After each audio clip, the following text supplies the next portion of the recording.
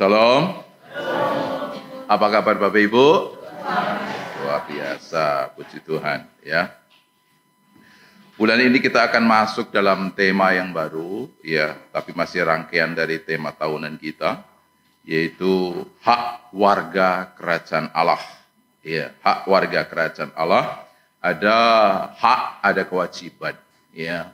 Dan ada hak yang diberikan kepada kita ketika kita ada di dunia ini, dan juga ada hak yang diberikan kepada kita ketika kita pergi dari dunia ini, yaitu dipanggil oleh Tuhan. Dan sebenarnya kesemua itu sudah disampaikan di renungan-renungan sebelumnya. Karena itu di bulan ke depan ini, 1 bulan ke depan ini, kita akan merenungkan tentang hak yang diberikan oleh Allah kepada kita sebagai warga kerajaannya yang di dunia ini ya. Jadi hak-hak apa yang diberikan ketika kita ada di dunia ini. Dan untuk minggu ini, yaitu temanya hak warga kerajaan Allah, diakui dan disayang Allah ya. Kepada setiap kita yang telah dipanggil menjadi warga kerajaan Allah, kita diberi hak, yaitu diakui dan disayang Allah. Tidak semua yang diakui itu disayang. Ya, diakui sebagai anak, tapi tidak disayang sebagaimana anak. Diakui sebagai istri, diakui sebagai suami, diakui sebagai adik, diakui sebagai orang tua, ya. Tapi hanya diakui saja, tapi tidak disayang. Pagi ini kita merenungkan diakui oleh Allah, tapi juga disayang oleh Dia. Bapak Ibu yang kasih Tuhan, di dalam Injil Perjanjian Baru, ya, bahwa Tuhan memberitakan tentang Injil Kerajaan. Kata Injil Kerajaan Allah itu sampai 5 kali. Ya, ada 5 ayat yang menyampaikan tentang bahwa kita harus mendengar dan menerima Injil Kerajaan Allah. Sementara Injil keselamatan itu hanya 1 kali. Ya. Injil keselamatan itu artinya bahwa Tuhan menghendaki kita bukan hanya sampai kepada menerima Injil dan meyakini bahwa kita sudah diselamatkan. Tuhan menghendaki kita lebih dari itu, yaitu menerima Injil dan masuk sebagai warga kerajaan Allah. Nah, Bapak dikasih oleh Tuhan, ada banyak hal yang Tuhan sediakan bagi kita ketika kita menjadi warga kerajaan Allah. Di antaranya adalah diakui dan disayang Allah. Mari kita baca dasar renungannya, Matius pasal 10 ayat 32 sampai 33. Matius pasal 10 ayat 32 sampai 33. Kita akan baca secara bersama-sama. Matius pasal 10 32 sampai 33. 1, 2 ya. Setiap orang yang mengakui aku di depan manusia, aku juga akan mengakuinya di depan Bapa-Ku yang di surga. Tetapi barang siapa menyangkal aku di depan manusia, aku juga akan menyangkal dia di depan Bapa-Ku yang di surga. Setiap orang yang mengakui aku di depan manusia, aku juga akan mengakuinya di depan Bapa-Ku di surga. Untuk menjadi warga kerajaan Allah, kita sudah merenungkan bagaimana caranya, yaitu masuk dalam proses naturalisasi. Ya. Yaitu diproses untuk menjadi warga kerajaan Allah, kita harus masuk sebagai orang-orang yang percaya kepada Yesus. Ya.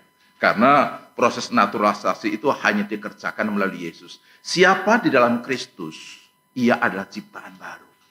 Dan dia akan menjadi pribadi-pribadi yang dilahirkan kembali, ya, dan berhak untuk menerima warga kerajaan Allah. Dan ada hak-hak yang akan diterima oleh warga kerajaan Allah itu. Ketika saya pindah dari Bekasi ke Jakarta ini, ya, di 12 tahun yang lalu kurang lebihnya, ya, maka saya tidak otomatis, walaupun tinggal berbulan bahkan bertahun di Jakarta ini, akan menerima hak warga DKI. Ya. Saya harus pindah dulu, ya, harus pindah identitas atau KTP. Ya. Saya berganti, saya mutasi Dari KTP Bekasi baru menjadi ber-KTP DKI. Setelah itu hak-hak ya sebagai warga DKI didapatkan oleh saya. Ya. Jadi ketika saya sakit pada waktu itu, saya harus pergi ke Bekasi. Ya, karena apa? Karena KTP-nya KTP sana. Jadi BPJS nggak berlaku untuk saya di DKI ini. Tapi hanya saya dapatkan hak itu ada di Bekasi. Dan begitu pula hanya dengan kita ini berasal dari dunia. Yesus berasal dari surga. Ya, untuk bisa menjadi warga kerajaan Allah atau surga, ya, maka kita harus menjadi sewarga dengan Yesus Kristus. Yaitu kita percaya dan tinggal di dalam dirinya. Namun ketika kita percaya bukan sesuatu yang gampang. Kenapa? Ya, kalau kita baca dari ayat ini, itu judulnya apa Bapak Ibu? Di dalam Alkitab Bapak Ibu. Yang buka Alkitab, apa judulnya? Penganiayaan yang akan datang, terus dan pengakuan Yesus. Ya. Jadi ketika kita percaya kepada Yesus, memang saat itu akan menjadi suatu proses yang membawa kita kepada warga kerajaan Allah. Tetapi ya, untuk menjadi warga kerajaan Allah itu ternyata tidak mudah. Yaitu apa? Akan mengalami penganiayaan. Akan mengalami penderitaan. Kalau dibaca secara lengkap ya, kita akan dibenci. Kita akan ditolak. Kita akan dianiaya. Kenapa? Karena kita bukan lagi sebagai warga dunia, tapi warga kerajaan Allah. Dan saat itulah orang akan menyangkal Yesus. Karena itu walaupun menderita, walaupun dikucilkan, walaupun ditolak, ya, tetapi dia tetap mengaku di hadapan manusia yang membenci, manusia yang menganiaya, manusia yang menolak, ya, bahwa dia percaya kepada Yesus, maka dia akan tetap diakui di hadapan Bapa di surga. Ya. Bapak dikasih oleh Tuhan Yesus Kristus. Nah, sekarang kembali seperti tadi saya sampaikan, ketika kita diakui ya di hadapan Bapa sebagai warganya, maka ada 4 bentuk pengakuan dan sayang Allah terhadap warganya. Ya. Jadi kita akan diakui dan kita akan disayang oleh Dia, tetapi bentuknya apa saja pengakuan yang diberikan oleh Tuhan dan sejauh mana Dia menyayangi kita yang akan menjadi hak untuk Ia berikan kepada kita. Ya, nah, itu kita akan pakai satu ayat firman Tuhan sebagai suatu penjelasan tentang sejauh mana Tuhan mengakui kita dan juga menyayangi kita ketika kita terus mengakui Yesus sebagai Tuhan kita, ya, di tengah tantangan apapun. Nah, kita akan menerima penjelasan itu dari Mazmur 27 ayat 9 sampai 10, ayat nas pembimbing kita. Ya. Mazmur 27 ayat 9 sampai ayat yang ke-10. Apa sih bentuk pengakuan dan sayang Allah terhadap kita sebagai warga kerajaannya? Itu dijelaskan pada Mazmur 27 ayat 9 sampai 10. Kita akan baca ulang ayat firman ini, ya. Mari kita baca. 1, 2, ya. Janganlah menyembunyikan wajahmu kepadaku, janganlah menolak hambamu ini dengan murka, engkaulah pertolonganku. Jangan membuang aku dan janganlah meninggalkan aku, ya Allah yang sekalipun ayahku dan ibuku meninggalkan aku, namun Tuhan menyambut aku. Bapak dikasih Tuhan, latar belakang ayat ini, ya, ayat ini adalah bagian dari permohonan Daud kepada Tuhan. Dan dia pernah mengalami dirinya sebagai pribadi yang tidak diakui. Oleh siapa? Oleh ayahnya, Isai. Dia 8 bersaudara, ya, untuk laki-laki. Tapi ternyata 7 disayang oleh bapaknya. dia tidak.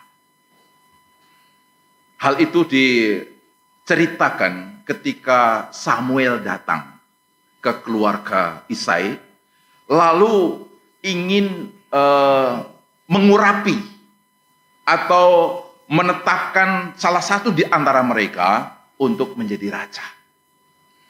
Bapaknya melihat Samuel datang, mengajukan anak pertama untuk ditahbis atau diurapi sebagai raja. Ternyata ditolak. Yang kedua, yang ketiga, yang keempat, dan seterusnya. Ya. Tetapi dia tidak memperhitungkan satu pribadi yang namanya Daud. Daud diabaikan. Ya. Baru setelah Samuel menanyakan, masih ada satu anak kan yang kamu belum perlihatkan kan? Ya. Baru satu itu cari. Jadi Daud termasuk orang yang tertolak. Daud yang tidak dianggap, tidak diakui oleh bapaknya. Hal itu yang sama terjadi ketika dia sudah mengalahkan Goliat, tentara Filistin. Ya. Banyak orang menyanyikan pujian, menyanjung, tetapi ada yang menolak dia. Siapa? Saul. Saul terus bukan hanya menolak, mau membunuhnya. Ya. Jadi Daud sangat mengerti tentang artinya ditolak. Artinya tidak diakui itu. Dan Bapak yang dikasihi oleh Tuhan, karena itu ketika di dalam pergumulan Mazmur 27 ini, dia juga tidak menginginkan dirinya ditolak oleh Tuhan, tidak diakui oleh Tuhan. Sudah dia tidak diakui atau pernah mengalami tidak diakui oleh bapaknya, dan juga Saul rajanya yang pernah ditolong olehnya, ya, dan dia juga tidak ingin tidak diakui oleh Tuhan.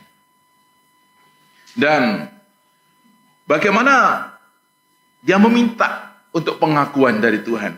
Ada beberapa kata yang akan kita renungkan bersama-sama dari ayat yang sudah kita baca ini.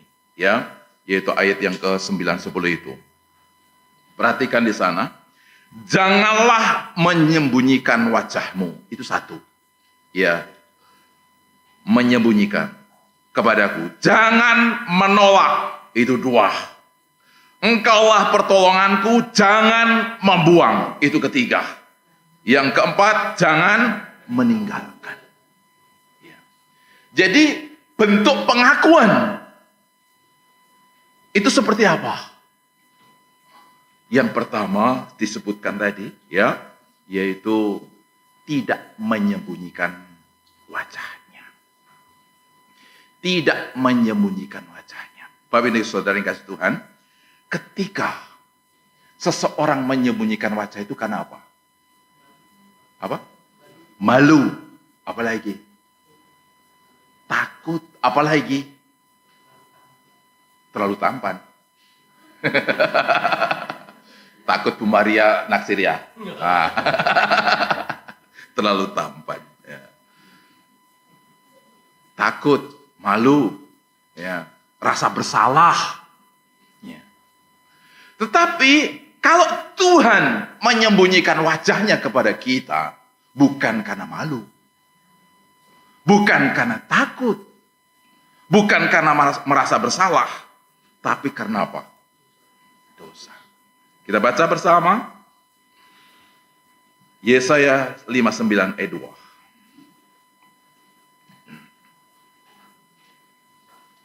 Yesaya 59 ayat kedua. Kita akan baca bersama-sama. Ya. Yesaya 59 ayat 2. 1, 2 ya.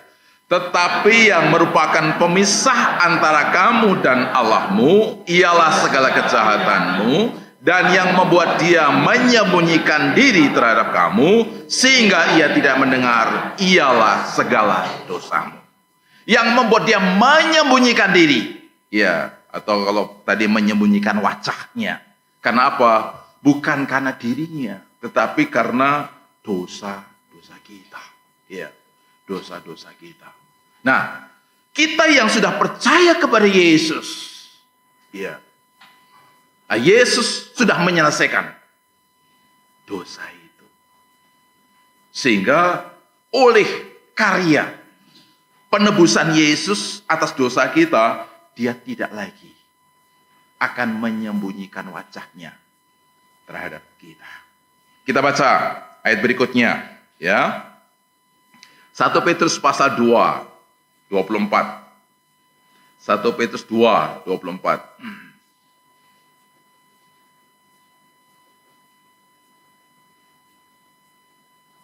1 Petrus 2, 24. 1, 2 ya.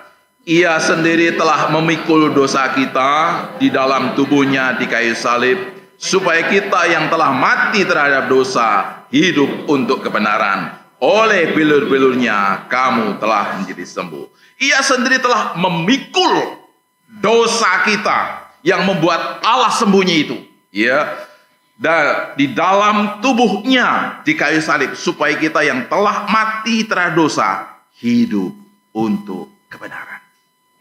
Saya ingin mengajak Bapak Ibu untuk membaca di slide terjemahan TSI. TSI itu terjemahan sederhana bahasa Indonesia, ya.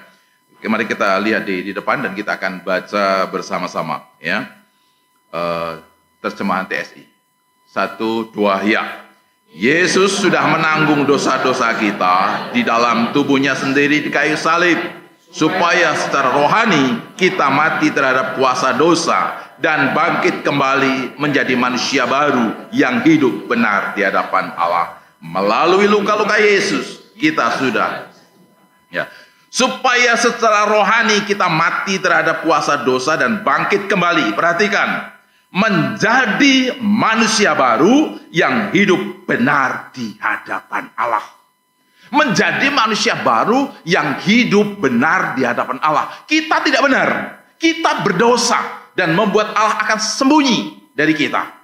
Tetapi ketika Yesus mati di kayu salib untuk dosa kita, maka kita memiliki status baru sebagai manusia baru yang hidup benar di hadapan Allah. Ini luar biasa, ya. Kita tidak benar, tapi ketidakbenaran itu ditanggung di kayu salib oleh Yesus, menjadikan kita sebagai manusia baru yang hidup benar di hadapan Allah.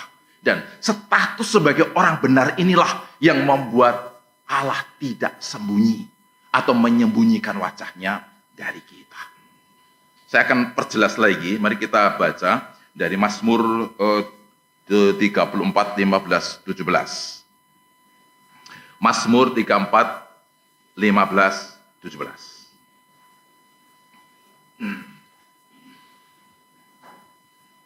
Mazmur 34, 15, 17. 1, 2 ya.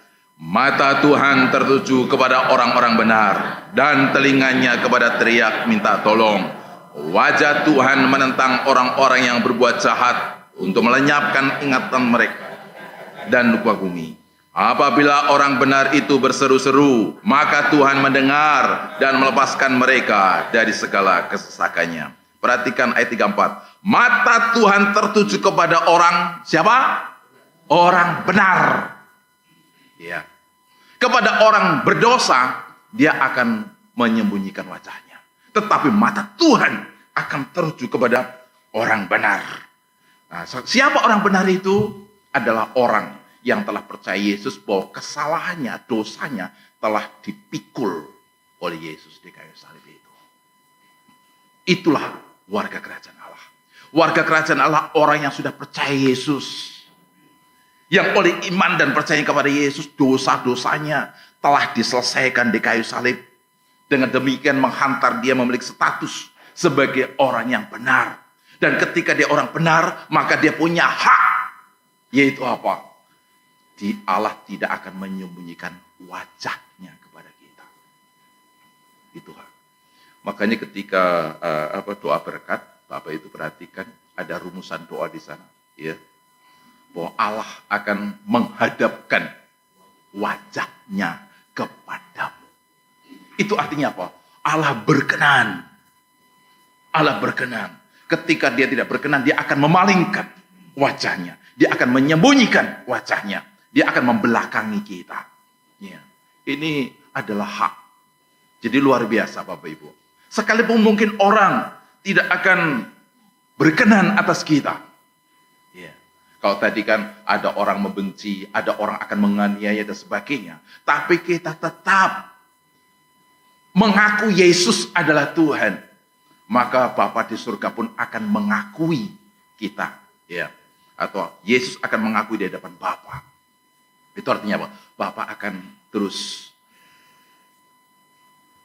mengarahkan wajahnya dan tidak menyembunyikan dari hidup kita. Itu yang pertama, ya. Hak pertama bagi kita warga kerajaan Allah, yaitu tentang pengakuan dia, yaitu dinyatakan dalam dia berkenan untuk menyatakan wajahnya kepada kita. Yang kedua, kembali kepada dasar renungan Mazmur 27 tadi, setelah dia tidak menyembunyikan, yang kedua apa? Apa? Tidak menolak. Ya. Jadi kata jangan menolak hambamu ini. Itu seruan. Ya, jangan menolak. Ya, itu karena apa? Ketika diakui berarti dia tidak akan ditolak. Bapak Ibu yang dikasih oleh Tuhan Yesus Kristus, ditolak itu bukan sesuatu yang mudah untuk diterima. Ditolak itu menyakitkan. Ditolak oleh siapapun. Ya. Ditolak oleh orang yang ditaksir. Sakit hati. Ditolak oleh komunitas teman sekolah. Komunitas teman kerja.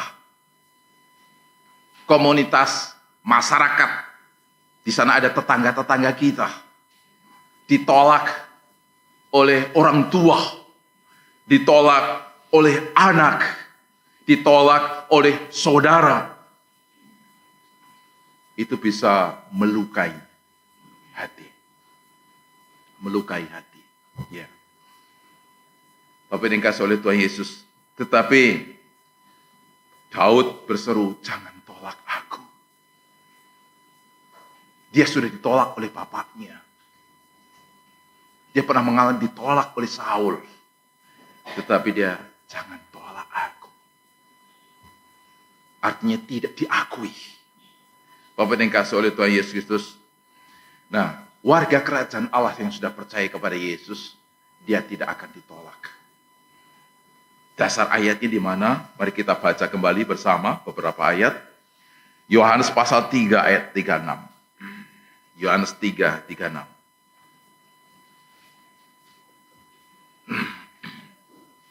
Yohanes 3, 36. Kita baca bersama. 1, 2 ya.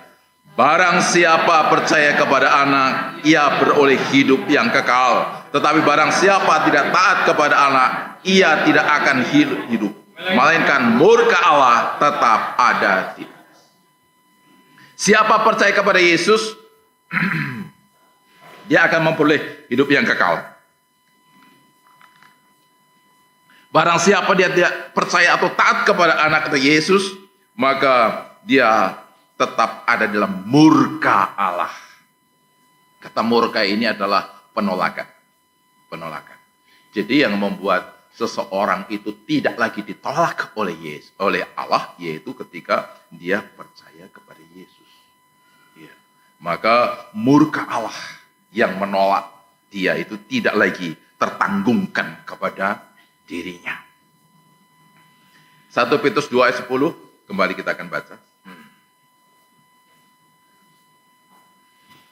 1 Petrus pasal 2 ayat 10, 1, 2 ya. Kamu yang dahulu bukan umat Allah, tetapi yang sekarang telah menjadi umatnya, yang dahulu tidak dikasihani, tetapi yang sekarang telah beroleh belas kasihan. Yang dahulu bukan umat Allah, tetapi sekarang telah menjadi umatnya. Yang dahulu tidak dikasihani. Dahulu ditolak. Karena belum percaya dan menerima Yesus. Tetapi kini sudah beroleh belas kasihan. Ya, luar biasa ya. Jadi betapa Yesus itu baik dan sangat baik kepada kita. Membuat kita tidak tertolak oleh Allah Bapa. Kalau dalam terjemahan kembali ya, bahasa Indonesia sederhana itu, mari kita lihat di slide ya. Kita bisa baca bersama-sama. 1, 2, ya. Kitalah yang dimaksud dalam firman Allah. Dulu kalian bukan milik Allah, tapi sekarang kalian sudah menjadi miliknya yang istimewa. Dulu Allah tidak mengasihani kalian, tapi sekarang kalian sudah menjadi orang-orang yang dikasihani. Amin. Luar biasa kan status kita di hadapan Allah? Dan itu hak yang diberikan oleh Allah kepada kita. Saya baca ulang. Dulu kalian bukan milik Allah. Itu perhatikan. Dulu kalian bukan milik Allah. Tetapi sekarang kalian sudah menjadi miliknya yang istimewa. Luar biasa. Kita istimewa di hadapan Tuhan. Amin. Istimewa. Orang tidak memandang kita istimewa. Orang membenci kita karena iman kepada Yesus Kristus. Tapi karena imannya kita kepada Yesus, membuat kita menjadi miliknya. Dulu bukan milik Allah kita ini. Milik hamba dosa. Milik dosa yang diperhamba olehnya. Tapi kita menjadi miliknya Allah. Dan menjadi pribadi-pribadi yang istimewa. Ya. Karena itu, ini menunjukkan bahwa Tuhan tidak menolak kita, mengambil kita, merangkul kita, mendekap kita, dan menjadikan kita milik Dia. Yang apa? Yang diperlakukan dengan nilai yang begitu tinggi, yaitu istimewa. Ya. Ini sama cerita tentang anak yang hilang. Ya. Anak yang hilang ketika kembali, ya, maka apa? Dia diperlakukan begitu istimewa. Dibuat pesta besar. Dipakaikan jubah yang indah. Dan panggil sebanyak orang untuk bersukaria bersama dengan bapaknya itu. Perlakuan istimewa bagi mereka yang ingin sungguh-sungguh kembali kepada Tuhan. Jadi Bapak yang dikasihi Tuhan, ketika Bapak Ibu tidak memiliki segala sesuatu yang mungkin di mata dunia itu istimewa. Ya. Kalau hari Kamis renungan di sana, mungkin kita ini tidak punya apa-apa di dunia, ya, tidak punya tempat tinggal, hanya ngontrak saja. Ngontrak pun juga isinya kosong, tidak ada perabotan yang cukup dan sebagainya, kan dia. Tetapi itu membuat kita merasa minder, merasa kecil hati, ya. Tetapi ingat bahwa kita adalah pribadi-pribadi yang istimewa di hadapan Tuhan. Kita harus yakini itu. Kita seperti apapun diri kita mungkin bukan bergelar cukup, kita mungkin bukan berpengalaman banyak, mungkin kita bukan orang yang memiliki kedudukan yang terhormat, kita hanya sebagai pekerja kasar dan sebagainya. Jangan kecil hati. Kita adalah orang-orang yang diakui oleh Tuhan sebagai pribadi yang istimewa. Ya. Pulang dengan semangat. Saya istimewa. Katakan bersama, saya istimewa. Saya istimewa. Sekali lagi. Saya istimewa. Sekali lagi. Saya istimewa. Amin. Amin. Luar biasa ya. Itu pengakuan Tuhan bagi kita, warga kerajaannya. Berikutnya Bapak Ibu, yang ketiga, kembali kepada dasar renungan tadi dari Mazmur berapa tadi? Mazmur 27 ya. Setelah Daud meminta supaya Tuhan tidak menyembunyikan wajahnya, jangan menolak. Lalu apa? Jangan membuang aku. Diakui berarti tidak akan dibuang. Ya. Tadi diakui berarti dia tidak akan menyembunyikan diri. Diakui berarti dia akan, yang kedua, tidak akan ditolak. Yang ketiga, ya, tidak akan dibuang. Kenapa sesuatu itu dibuang? Karena tidak diakui lagi. Tidak diakui lagi. Ya. Kenapa tidak diakui? Mungkin tidak berharga lagi. Tidak bisa memenuhi apa yang menjadi kebutuhan terhadap sesuatu yang itu. Sehingga sesuatu itu harus dibuang. Ya. Saya kemarin pulang dari mana ya? Pulang dari gereja kalau tidak salah, pulang dari gereja. Sampai di jalan, saya pakai sandal yang favorit saya, ya, sandal ya cukup enak dipakai gitu ya. Tapi di tengah jalan ternyata putus, putus ya. Akhirnya saya apakan, Bapak Ibu? Buang, gitu, buang. Untuk apa kan? Sandal putus, nggak berharga lagi, nggak berguna lagi, ya. Tuhan tidak akan membuang kita karena mungkin nilainya kita tidak berharga. Enggak, kita istimewa, ya. Kita istimewa dan nggak mungkin Tuhan akan membuang kita, gitu. Banyak sekali tokoh-tokoh dalam Alkitab atau cerita-cerita dalam Alkitab yang memberitahukan bahwa mereka ini adalah orang-orang yang tidak berharga di mata masyarakat. Contohnya adalah Paulus. Ya, Paulus itu orang yang karena membenci, ya, karena membunuh dan sebagainya, nggak berharga. Tetapi Tuhan jadikan istimewa, jadikan berharga. Tidak dibuanglah dia. Ada Sakius, pemungut cukai, digelari sebagai orang yang berdosa juga, tapi tidak dibuang. Perempuan berzinah yang orang pada waktu itu memakai hukum Taurat untuk menjadi alasan melempari dia dengan batu sampai mati, tapi ternyata di hadapan Yesus tidak dibuang.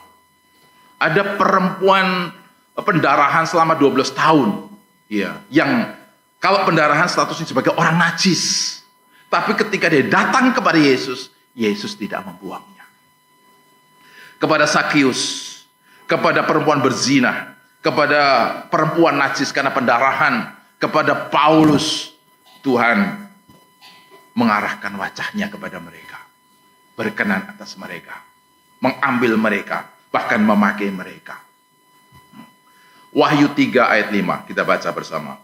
Wahyu 3 ayat 5. Wahyu pasal 3 ayat 5.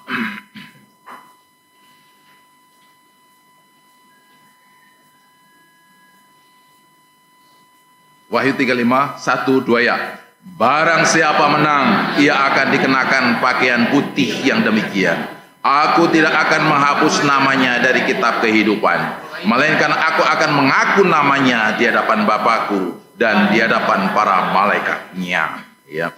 Barang siapa menang, ini kembali sebenarnya, yaitu berhadapan dengan tantangan, berhadapan dengan penderitaan, berhadapan dengan pergumulan karena imannya. Ya, siapa menang terhadap pergumulan, tetap berdiri teguh dalam iman kepada Yesus, ia akan dikenakan pakaian putih yang demikian. Aku tidak akan menghapus namanya dari kitab kehidupan. Ya. Melainkan aku akan mengaku namanya di hadapan Bapakku dan di hadapan para malaikatnya. Luar biasa, ya. Jadi nggak akan dibuang. Namanya akan tertulis dalam kitab kehidupan. Artinya akan terus diakui, ya, di hadapan Bapa, bahkan kepadanya akan dikatakan sana dipakaikan pakaian putih. Pakaian putih itu pakaian kemuliaan. Ya, pakaian kemuliaan disediakan bagi warga kerajaan Allah itu. Luar biasa anugerahnya. Yang keempat, ya, yang keempat. Tadi kembali kepada dasar renungan kita, ya. Pertama, Allah tidak menyembunyikan wajahnya, tidak menolak, terus tidak membuang. Yang keempat, tidak meninggalkan. Itu bentuk daripada pengakuan Allah. Dia tidak akan meninggalkan kita. Yesaya 49. Kita baca. Yesaya 49.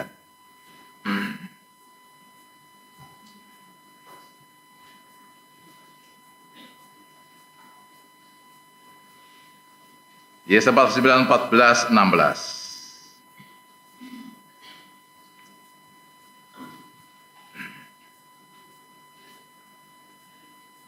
Satu, dua, ya. Sion berkata, Tuhan telah meninggalkan aku dan Tuhanku telah melupakan aku.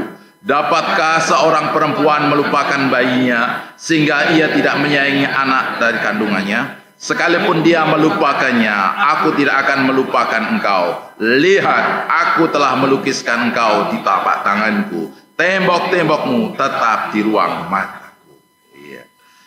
Ini ada seruan dari Sion. Sion berkata, Tuhan telah meninggalkan aku dan Tuhanku telah melupakan aku. Tapi apa jawabnya? Dapatkah seorang perempuan melupakan bayinya sehingga ia tidak menyayangi anak dari kandungannya? Sekalipun dia melupakannya, aku tidak akan melupakan engkau.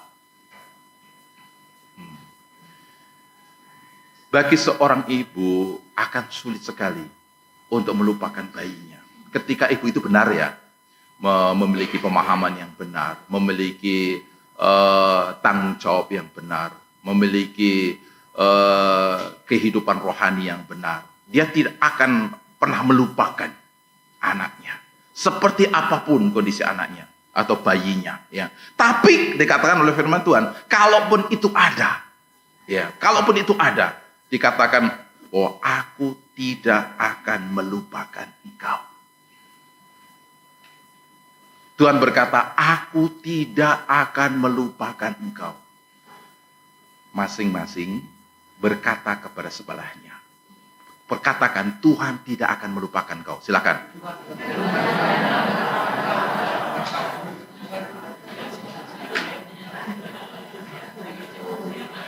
Jawabnya apa? Amin. Amin. Ya. Amin. Ya. Tuhan tidak akan melupakan engkau. Ya. Kenapa? Karena kita istimewa. Kita istimewa. Tuhan nggak akan melupakan kita. Dia akan menyertai kita. Yohanes 14:16. Yohanes 14:16. Yohanes 14:16, 18.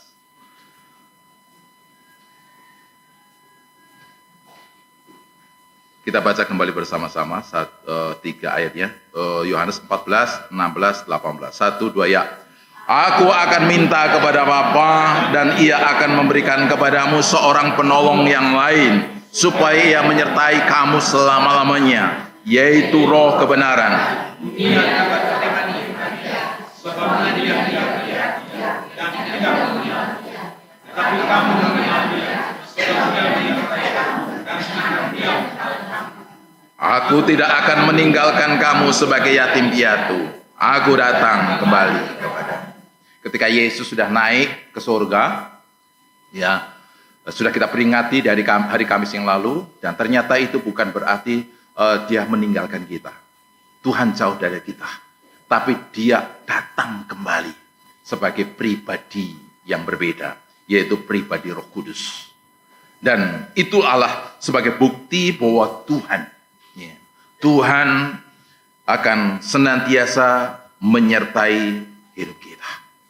Ada beberapa kalimat di pembacaan ayat itu yang menunjukkan bahwa begitu kuat pernyataan Tuhan akan menyertai kita. Perhatikan di sana, aku akan minta kepada Bapa dan ia akan memberikan kepadamu seorang penolong, yaitu Roh Kudus yang lain, supaya ia menyertai kamu. Sampai kapan? Sampai selama-lamanya. Ya, kenapa Yesus harus mati, harus naik ke surga? Karena tidak akan selama-lamanya dia pakai tubuh jasmani itu. Yang namanya tubuh yang dipakai itu adalah tubuh fana, kan tubuh seperti kita punya, gitu. Gak akan bisa selama-lamanya ada pada dalam tubuh itu. Ya.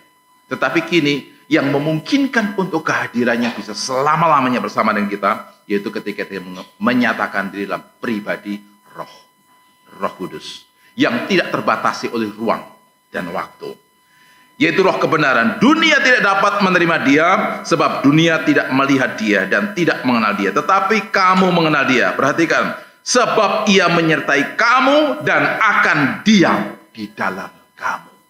Ya. Dia tidak ada di depan kita, dia tidak akan ada di belakang kita, tidak di samping kanan kiri kita. Kalau di depan mungkin kita ketinggalan. Kalau dia ada di belakang, mungkin kita terlalu cepat dan dia ketinggalan. Kalau di samping, mungkin kita kelupaan. Tapi dia ada di dalam diri kita. Kemanapun kita pergi, kemanapun kita beraktivitas, ternyata Dia beserta dengan kita. Dengan apa? Tinggal di dalam diri kita.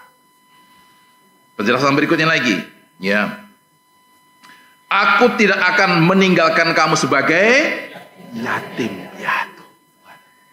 Ini firman Tuhan hari ini luar biasa.